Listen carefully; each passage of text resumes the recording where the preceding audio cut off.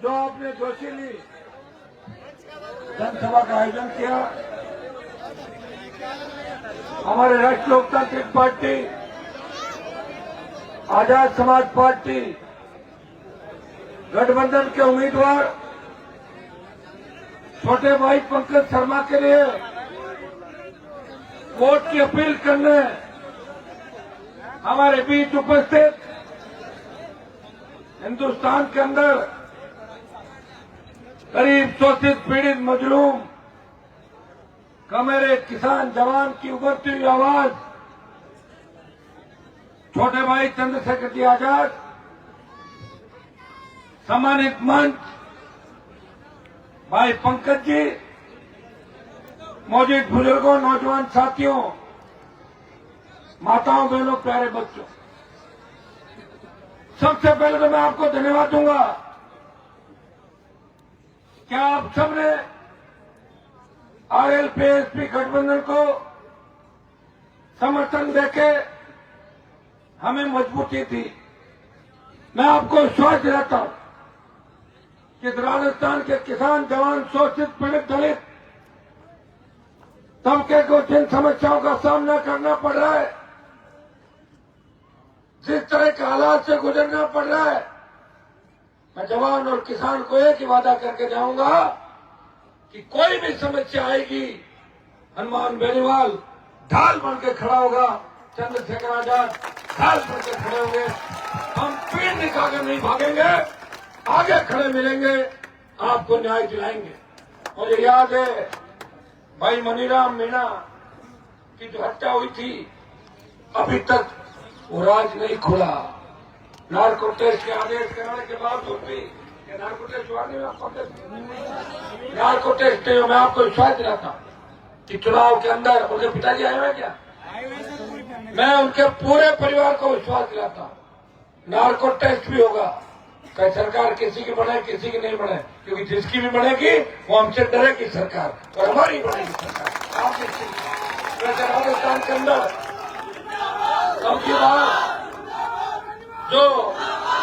जो हालात बने, न कांग्रेस की आंधी चल रही है, न भाजपा की आंधी चल रही है, आंधी चल रही है जवानों ने जो हुंकार भरी है परिवर्तन, किसान के बेटों के परिवर्तन के आगाज की धरती पुत्र इस बार राजस्थान में बदलाव चाहते हैं। बाबा साहब के अनुयायी जय भीम के नारों के साथ राजस्थान में बदलाव चाहते हैं। तेजाजी महाराज, देव भगवान के अनुयायी, किसान कौम के बेटे प्रदेश के अंदर परिवर्तन चाहते हैं। मैं इतना ही विश्वास आपको दिलाता हूं कि प्रदेश के अंदर पिछले 25 साल के अंदर जो हालात हुए, जिस तरह राजस्थान के माथे पे अपराध की कालिक पोती गई, पेपर लीक की घटनाओं ने इस राजस्थान के जवान को, किसान को आहत किया, राजस्थान के उस हर छात्र बेरोजगार को आहत किया, उसे पीड़ा दी कि परीक्षा सही होगी कि नहीं होगी।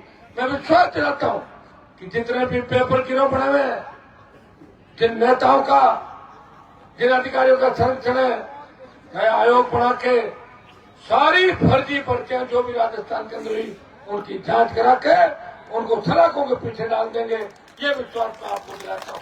भाइयों, प्रदेश के अंदर कांग्रेस आखिर भ्रष्टाचार के अंदर डूबी हुई थी। कोई सरकार गिरा रहा था, कोई होटलों में सरकार बैठा रहा था, भाजपा मौन थी, बीजेपी देख रही थी। भारतीय जनता पार्टी ने एक भी आंदोलन 5 साल में राजस्थान के अंदर नहीं किया। अभी मुझे कोई बता रहा था कि कोई रोड शो करने पे आया हुआ कोई रोड शो, कौन आया हुआ? हाँ, तो फिर तो बहुत बड़ी बात है। मान लीजिए कोई किस्मत ही जटिल है, राजधानी पूरी आ गई यहाँ पर। अभी मार्केट में यह कह रहे क्या शॉपिंग करेंगे मार्केट में? अब आप देखिए, सिर्फ पंकज का साथ आपने दिया, हुंकार भरी, भारतीय जनता पार्टी डर गई। अब तो स्मृति ईरानी आई है, कल अगर आपने और मजबूती दिखा दी मुझे लगता है परसों मोदी खुद ही आ जाएंगे आप।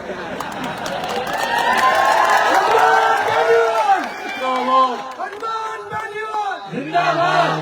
कांग्रेस के बड़े नेता भी आए होंगे। अब बताओ, हमारे पास तो कोई बड़ा नेता है नहीं। मैं तो आपका भाई हूँ और ये मेरे भाई हैं। हम दोनों ही घूम रहे हैं। आपकी ये सिंगल इंजन का हेलीकॉप्टर है जो 5 बजे हमें छोड़ के चला जाता है। कह रहा मैं रिस्क नहीं लूंगा। वो छोड़ दे यार, छोड़ दे। बोले ना, इसका जुगाड़ भी बड़ी मुश्किल से हुआ। 3-4 महीने पहले इसका जुगाड़ हो जाता हेलीकॉप्टर का तो काफी जगह उपस्थिति दे सकते। वैसे हम कोई गए नहीं आपके। मैं हमेशा 25 साल से आपने मेरा संघर्ष देखा। राजस्थान देश का सबसे बड़ा राज्य है क्षेत्रफल की दृष्टि से, लेकिन करीब करीब भूभाग के अंदर विश्वविद्यालय की राजनीति से लेके विधानसभा का सफर और लोकसभा का सफर। जब मैं विश्वविद्यालय के अंदर था, बांदी कोई दोसा महुआ, इस इलाके के किसान के बच्चे, चाहे वो गुर्जर हो, चाहे मीणा हो, चाहे ब्राह्मण हो, चाहे बेरवा हो, चाहे रेगर हो, हनुमान बेनीवाल को हमेशा आज से 25 साल पहले जयपुर में मजबूती देते थे। जब मैं विधायक बना, विधायक बनने के बाद मैंने लड़ाई लड़ी पूरे राजस्थान की। मैंने ये नहीं कहा कि मैं विधानसभा क्षेत्र में विकास करूंगा। मैंने कहा मेरे क्षेत्र में तो विकास करूंगा ही करूंगा, लेकिन इस भाजपा के आंतरिक लोकतंत्र को ठीक करूंगा। मैंने वसुंधरा को भ्रष्टाचार की देवी बता के पार्टी से बाहर आया, निर्दलीय जीता, नई पार्टी बनाई और आपको झंडा दिया और डंडा भी दिया राजस्थान के। भाइयों, चाहे गुर्जर आरक्षण आंदोलन हो, चाहे मीणा समाज को मेरी आवश्यकता पड़ी, चाहे गुर्जर मीणाओं के भाईचारे स्वार्थ बढ़ाने की बात हो, चाहे राजस्थान में सारी जातियों के बीच स्वार्थ की बात हो, तो प्रदेश के अंदर जातीय संघर्ष की स्थितियां पैदा हुई। हनुमान बेनीवाल वहां जाके खड़ा हुआ, अपनी जान की परवाह नहीं की, आपको लड़ने नहीं दिया, भाईचारा कायम किया। आपने देखा होगा जब तीनों कृषि बिल आए थे तो उत्तर भारत के अंदर जिस व्यक्ति की सबसे नई पार्टी थी वो चाहता तो मोदी की सत्ता का आनंद भोग सकता था। उसने कहा मेरे भाई तकलीफ के अंदर है और भाई तकलीफ में है और भाई के भाई काम नहीं आए, वो भाई किस चीज का, वो भाई किस काम का। हनुमान बेनीवाल ने सत्ता छोड़ी, 70 दिन सड़क पर संघर्ष किया और जब सेना को ठेके में दे दिया, एकमात्र देश का सांसद लोकसभा ऑल पार्टी मीटिंग और जोधपुर में 2 लाख जवानों की रैली करके मोदी को चेतावनी देता है मैं आ रहा हूं दिल्ली की तरफ, तैयारी कर लो। परिणाम ये हुआ, पहले 25% अग्निवीर भर्ती करके 75% वापिस भेज रहे थे, संशोधन हुआ 50% रखेंगे, 50 वापिस भेजेंगे। अगर आपने भाजपा को हरा दिया इस सेमीफाइनल के अंदर और हमें फाइनल के अंदर पहुंचा दिया, भाइयों अग्निपथ भी वापिस होगा। ईआरसीपी जो संजीवनी है ईस्टर्न राजस्थान की, उसका मामला भी दर्जनों बार लोकसभा के अंदर उठाया। हनुमान बेनीवाल ने हमेशा ईस्टर्न प्रदेश के अंदर बढ़ती बेरोजगारी, दलितों पर राजस्थान के अंदर बढ़ते अत्याचार, बहन बेटी अबला की चीख पुकार, थानागाजी के अंदर जब दलित बहन को निर्वस्त्र करके उसका वीडियो बनाया गया, दौसा में आपने मुझे लड़ते हुए देखा था, पुलिस की लाठियां भी खा रहे थे, मुकदमे भी दर्ज हुए और मैंने को दलितों के लिए एक लड़ाई नहीं लड़ी। 25 साल के अंदर सर्व समाज के लिए हनुमान बेनीवाल ने सबसे ज्यादा लड़ाई लड़ी। मैं और चंद्रशेखर जी जब अभी सारी लिस्ट देख रहे थे तो मैंने इनको बताया कि मैंने जो टिकट बांटी है वो तो 50% SC/ST है, अकेले। ये बहुत बड़ी बात है। लोग मेरे पे जातिवाद के आरोप लगाते होंगे, लेकिन प्रदेश के अंदर नौजवानों को लड़ना सिखाया और जो भीड़ लगती थी टिकटों की कांग्रेस बीजेपी के कार्यालयों के बाहर, जितने फिल्म हॉल के बाहर कोई अच्छी पिक्चर आती है और भीड़ लगती है, वो भीड़ कार्यालयों की उनकी भीड़ अगर खत्म की, उन हमारे नाम से उनको डराया। एक बीजेपी का नेता मुझे कह रहा था कि भाई साहब आपको धन्यवाद, बधाई, मुझे टिकट मिल गया। मैंने तो मुझे क्यों बधाई दे रहे हो? बोले मैंने आपका ही नाम लिया था कि टिकट काटोगे तो हनुमान की पार्टी से लड़ लूंगा। ये एक मुझे मिला कांग्रेस का। बोले भाई साहब, मैंने तो इतना सही कहा था, मैं आजाद समाज पार्टी का प्रत्याशी बनूंगा आरएलपी गठबंधन में। बोले टिकट ले जाए, चुपचाप जाओ, उनके चक्करों में नहीं पड़ना आजाद समाज पार्टी के। ये हालत अगर राजस्थान में इनकी थी, लास्ट आखिरी तक सूचियां जारी नहीं हुई। ये चंद्रशेखर जी पूरी बात आपको बताएंगे। ये हमारे लड़ाई का ही परिणाम है। और एक दिन के अंदर पूरा राजस्थान नहीं जीता जाता। अंग्रेज आए थे, कितने साल राज करके बताओ, ईस्ट इंडिया कंपनी लेकर आए थे, 200 साल राज किया था। मुगल आए, दूसरे आए, ये तो लोग राज कर गए। मेरे सोए हुए इस राजस्थान को, सोए हुए किसान कौम को, इन जवानों को अपने हक और अधिकार के लड़ना सिखाया। उन्हें उनकी ताकत याद दिलाई कि स्वाभिमान के साथ सौदा मत करो। टिकट मांगना, नेताओं के पैर छूना, उनकी टेबल साफ करना, चाय की प्लेटें उठाना, ये तुम्हारा धंधा नहीं है।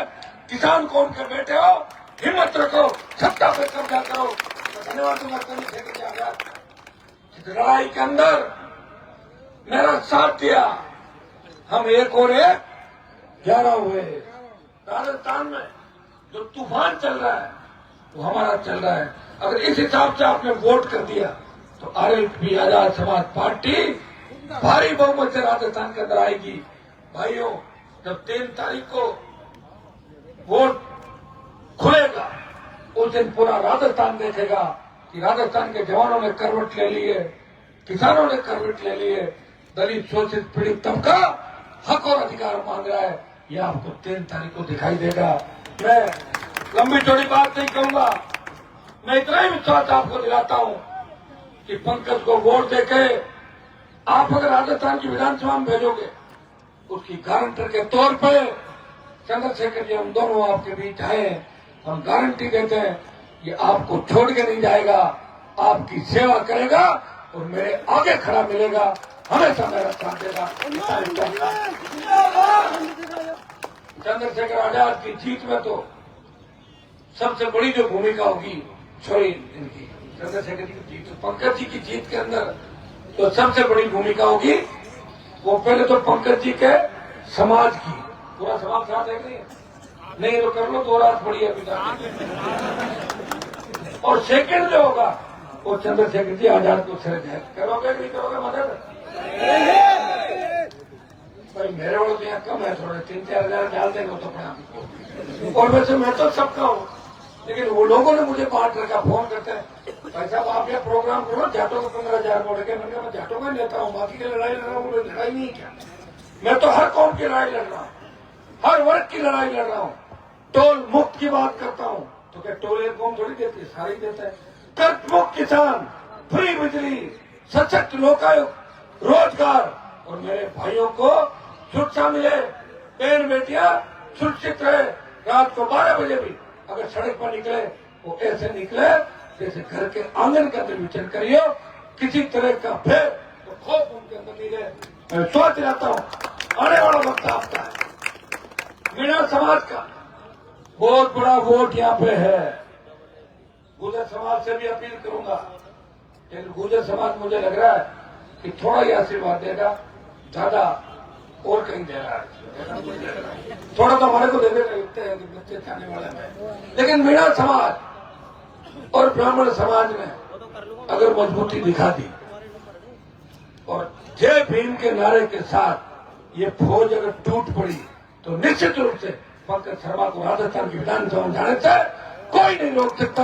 हमारे साथ नौजवानों की फौज है और जिधर जवान चलता है उधर जमाना चलता है। जिस तरह जय भीम के नारे गूंज रहे हैं, जिस तरह मातृशक्ति खड़ी है, ये तो तय है कि पंकज टक्कर के अंदर है। टक्कर में तो है लेकिन जीत की ओर ले जाना है। आप 5 दिन तय कर लो कि प्रत्येक व्यक्ति या चुनाव ये समझ लो कि चंद्रशेखर आजाद लड़ रहे हैं, चुनाव ये समझ लो कि आपका भाई हनुमान लड़ रहा है, पंकज लड़ रहा है, जवानी लड़ रही है, किसान लड़ रहा है, शोषित लड़ रहा है। आपने कांग्रेस को भी देखा, भाजपा को भी देखा। खुद का राज लाओ, एक दूसरे को हराने के लिए वोट मत करो, अपनी खुद की सरकार बनाओ। 2-4 जोरदार मैं जयकारे लगाऊंगा, आओ मेरे पीछे लगाना। राष्ट्रीय लोकतांत्रिक पार्टी आजाद समाज पार्टी गठबंधन जिंदाबाद जिंदाबाद जिंदाबाद। जय भीम जय भीम। जय देवनारायण भगवान जय जय तेजाजी महाराज तेजाजी महाराज। जय मीन भगवान जय वीर भगवान। जय बजरंग बली जय बजरंग बली। जय राम साफी।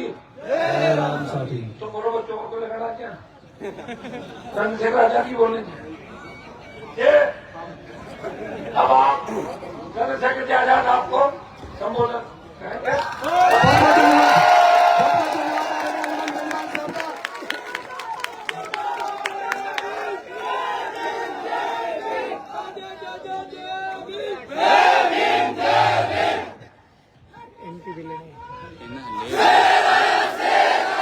धन्यवाद।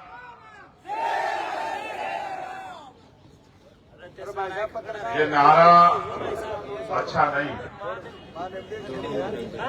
जब से ये लगना शुरू हुआ तब से हमने इसका विरोध किया। इसलिए शेर कभी आपने देखा है? अगर सच में यहाँ शेर आ गया तो आप लोग यहाँ रुकोगे क्या? शेर आया तो आपको ढूंढना पड़ेगा। दूसरी बात, शेर का अपना नेचर होता है। शेर हमेशा अपने से कमजोर को मारकर खाता है, और हम जो लड़ाई लड़ते हैं वो उनकी लड़ाई लड़ते हैं जो कमजोर, जिनको गिराया गया, जिनको सताया गया, जिनकी हिस्सेदारी कम, जिनको आगे बढ़ना चाहिए।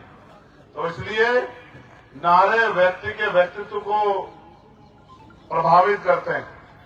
आपका नारा होना चाहिए कि राजस्थान खुशहाल कैसे बने, राजस्थान तरक्की कैसे करे, नौजवानों को रोजगार कैसे मिले, बहन बेटियों का सम्मान कैसे सुरक्षित रहे, बहनें माएं कैसे सशक्त हों, किसान को उसकी फसल के दाम कैसे मिले, मजदूर को न्यूनतम वेतन कैसे मिले, बेहतर पढ़ाई आपको कैसे मिले, बीमारी के बाद बेहतर इलाज आपको कैसे मिले, और राजस्थान भ्रष्टाचार मुक्त हो, उसका नारा आप लगाओ। और नारा लगाने से काम नहीं चलेगा।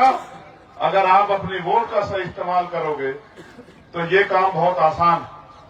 मैं धन्यवाद दूंगा बाजिलपुरी के सम्मानित क्षेत्रवासियों को, इस मंच पर उपस्थित आरएलपी, एएसपी, भीम आर्मी के सभी सम्मानित नेतागण, मेरे साथ चल के आए हमारे प्रदेश के प्रभारी भाई सतपाल चौधरी जी, भीम आर्मी के राष्ट्रीय महासचिव भाई कमल सिंह वालिया जी, भाई विकास जी,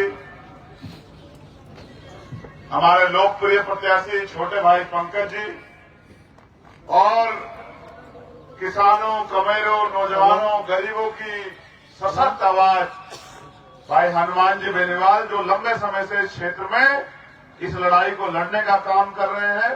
आज मुझे बड़ी खुशी हुई कि उन्होंने इस टिकट को एक नौजवान को दिया। अब तक कांग्रेस भाजपा के दफ्तरों के बाहर लंबे लंबे कतारें लगती थी, पैसे वाले राज करते थे।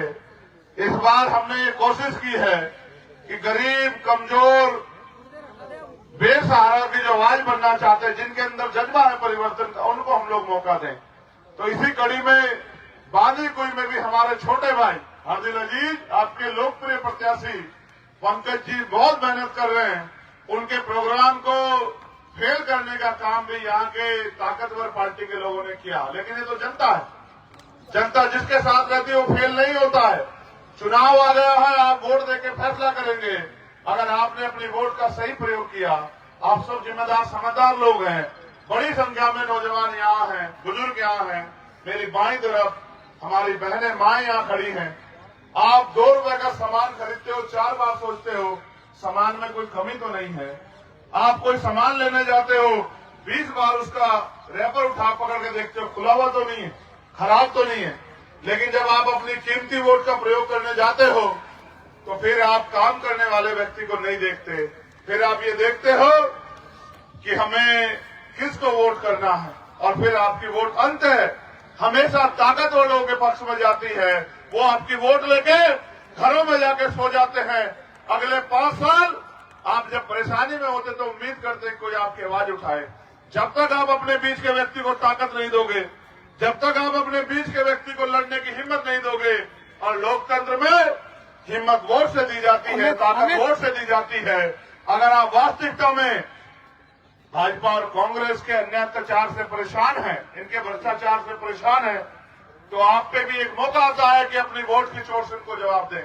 मैं आपसे अपील करूंगा, आरएलपी-एसपी का गठबंधन पूरे प्रदेश में मजबूती से चुनाव लड़ रहा है, और यहां पर हम इतनी सीटें लेके आ रहे हैं कि ना भाजपा की सरकार बनेगी ना कांग्रेस की सरकार बनेगी। सरकार बनेगी तो आरएलपी-एसपी के गठबंधन से सरकार बनेगी। और इस बार हमने तय किया है कि राजस्थान सुरक्षित हाथों में जाना चाहिए। ये प्रदेश लंबे समय से सुरक्षित हाथों का इंतजार कर रहा है। इसलिए मैं मानता हूं कि भाई हनुमान जी बेनीवाल जो किसान परिवार से आते हैं, और किसान अपने साथ साथ अपने प्रदेश, अपने क्षेत्र और अपने देश का भी ख्याल रखता है। वो फसल उगाता जरूर है, लेकिन उसकी फसल से पेट दूसरों का भरता है।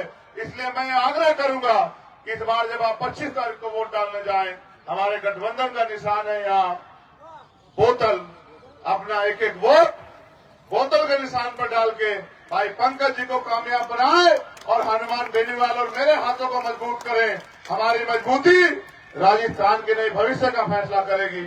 आज तो इतना अच्छा सिस्टम बनाया मुख्यमंत्री जी ने, विधायक और मंत्री अपने हिसाब से अधिकारी कर्मचारी लगाते हैं। आप ये सोचो, जो विधायक जी ने, मंत्री जी ने कर्मचारी लगाया, वो आपकी सेवा करेगा, आप पे काम करेगा।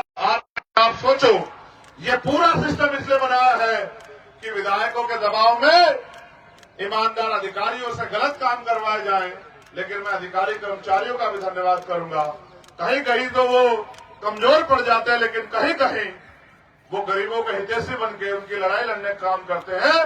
लेकिन उनको सही और सशक्त आवाज, जिम्मेदारी से संविधान के अनुसार काम करने का अधिकार तब मिलेगा जब भ्रष्टाचार से मुक्त राजस्थान बनेगा, और भ्रष्टाचार में फंसी भाजपा कांग्रेस का सुपड़ा साफ होगा।